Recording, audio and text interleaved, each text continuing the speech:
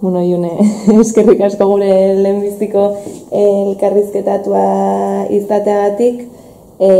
Pixkat zu elkarrizketatza ikuste genuen interesgarria guain Sanferminetako bortxaketaren kasuarekin, edabide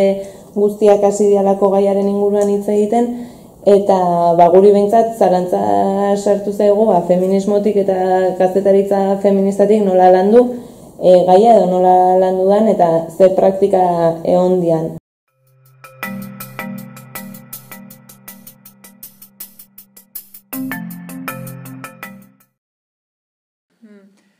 Bai, nik ikuste dut kasu honetan argi eta garbi geratu dela zein garrantzitsu den alde batetik adituen papera, iturri adituen papera, eta bestetik kazetari, espezializatuak dauden kazetariek lan hori egitea, ez? Badirudi, ez dakit, askotan kasu isolatu bezala aztertzen da, baina aurreko urteetan egon badira beste kasu batzuk, eta ondo legokela kasu horiek gogoratzea eta konparazio bat egitea eta hortik informazioa ateratzea. Adibidez, orain dela 3 urte uste dut izan zela, Malagako jaietan bortxaketa bat egon zen, bai taldeko bortxaketa izan zen, eta epaileak kasu hori, salaketa hori artxibatu zuen, eta horretarako erabilitako froga bat izan zen bideoa. Orduan, epaituek bortxaketa hori filmatu egin zuten, eta epaileak esan zuen bideoan ikusten zela emakumeak ez zuela resistentzarik jarri. Orduan, kasu honetan berriro ere gertatu da, ze ondo legoke, kasu hau lantzan duten kazetariek, Malagako kasua gogoan izatea, eta hortik ze irakaspen atera ditugun, zer egin zen txarto, ez dakit, ez? Eta hortan, adituekin balantzea, zergatik jurisprudentziarena edo, ez? Askotan, adibidez, ez dakit, El Salton, El Diario.esen eta beste hainbat edabideetan, Asun Casasola, Nagore Lafazen ama, atera da edabideetan, eta nik uste dut berak badaukala zer esan. Berak esaten zuen, Sanferminetan bebai, nire alabak, Nagorek, bortxaketa zaiakera bat bizi izan zuen, edo, gizon batekin, bere kasuan gizon batekin joan zen, agian sexu harremanak izatera, momentu batetan ezetz esan zuen, eta erresistentzia jartzeagatik hil egin zen. Orduan, niretzat, Asun Casasolaren testigantza simbolikoki oso potentea da. Nire esaten duzue, emakume honek ez duela erresistentzia jarri, eta beraz, salaketa faltsua dela, baina nire alabak erresistentzia jarri zuen, eta hori dela eta erail dute, ez? Orduan, hori laburbilduz, adituen papera, beste egunean prestakuntza bat egin genuen kazetariekin, gai hau lantzeko Lizarran, Lizarrako udalak gonbidatu gintuen, eta psikologo batek parte hartu zuen prestakuntzan, eta berak azaldu zuen nola sexu indarkeriaren biktima askoren erreakzioa geldi geratzea da, eta blokeatuta, eta mentalki hortik kanpo ateratzea, ez? Hau da, nire gorputzaz naiz ni, desoziatu egiten dut edo, ze garrantzitsua den, egunkarietan edo edabideetan, psikologo batek mekanismo hori azaltzea, ez?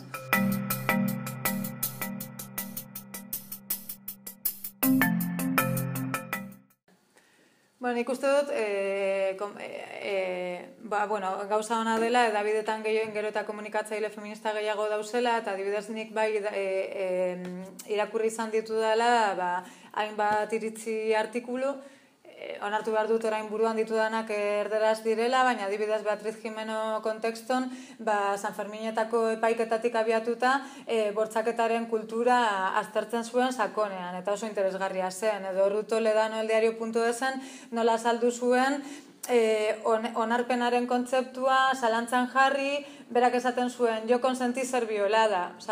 Momentu batetan, zuk esaten duzu erresistentzia jartzen badut, nire bizitza arriskuan jarriko dut, entonces, konsiento ser violada. Orduan horrelako hausnarketa oso potenteak irakurri izan ditut, gero nik uste dut, medio batzuk bai egin dutela apostua, kazetari feminista bat bidaltzeko kasu hau kubritzera, Eta gero, klitxo edo pikara bezalako edabideek nik uste dut, bueno, askotan tentuz ibiltzen garela, ez daukagu medio nahikorik, ez daukagu pertsona bat Iruñara bidaltzeko gaitasunik, eta nik uste dut, bueno, bai paper bat egin dezakegula, osea, aktualitatearen logikan erortzea nik uste dut ez dela interesgarria, osea, jendeak ulertu behar duela, igual klitxok edo pikarak momentuan ez duela erantzun bat emongo, gure kasuan bai berreskuratu ditugu, kasu hau ulertzeko baliogarri izan daitezkeen aurreko artikuluak. Eta nik uste dut hori ere egoki dela, eta gure artean ere elkartasuna, eta igual nik momentuan ez daukat gaitasun hori, baina beste edabidek egiten dituzten praktika honak nire sare sozialetan ere datuko ditu.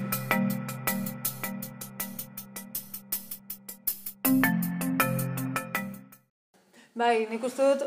beti ere esaten dugu, ez? Indarkeria sexistaz edo sexu indarkeria hitz egiterakoan, kasu isolatuak ez direla ulertzea eta garrantzitsuena dela ze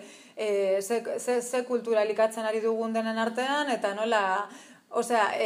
hau da, epaiketa konkretu honetan arreta jarri ordez, eske horrelako pila bat epaiketa daude, orduan nola egin aurrera, ze jurisprudentzia izan daiteken erabilgarri, eta, bueno, zein irakaspen ateran alditugun feminismotik bebaiz ez esperientza dauden, adibidez, ikusten badugu justiziak ez digula babesik ematen, igual hausnartu behar dugu, sexu indarkeria bizitzerakoan, ze beste salaketa esparru dauden, edo ze beste bide nik, nolabait nire, justizia jaso dudala sentitzeko, ez? Nik uste dut hori beste, ez dakit, justizia restauratiba, horrelako gaiak ere interesgarriak dira, orduan, nire hausnarketa azken boladan da, edabide hegemonikoetan edo indar gehiago daukaten edabideetan, zikloak dauz eta batean, ez dakit, jaietan gertatzen den sexu indarkeria dago fokoaren pean, ez? Eta nik uste dut, klitxo edo pikara bezalako edabideek gure papera izan daitekeela, fokoa hor badago, beste edabide gaitasun gehiago izango dute egunerokoan lan bat egiteko, baina guk igual beste alderdi batzuk beste alderdi batzutan jarri dezakegu argia, ez? Edo sakoneko hausnarketa hori bultzatu, ez? Epaiketa jakin honetan geratu ordez, nik uste dut, epaiketa hau simbolikoa dela, eta honetan Nagore Lafaz gogoratuz eta Malagako bortzaketako gogoratuz, hemen ikusiko dugu, ia azken boladan feminismoak emandako bultzaka da gai honetan, ia horrek fruituak eman dituen. Justo epaiketa hau izan da,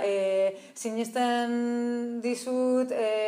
niri ere gertatu zait, horrelako kanpaina virtualak egon dira azken hilabetetan, guztion artean bortzaketaren kultura eta indarkeria matxista egunerokotasunean salatzeko, eta ikusi beharko dugu ia justiziak ere aurrera pausu eta evoluzio hori izan duen,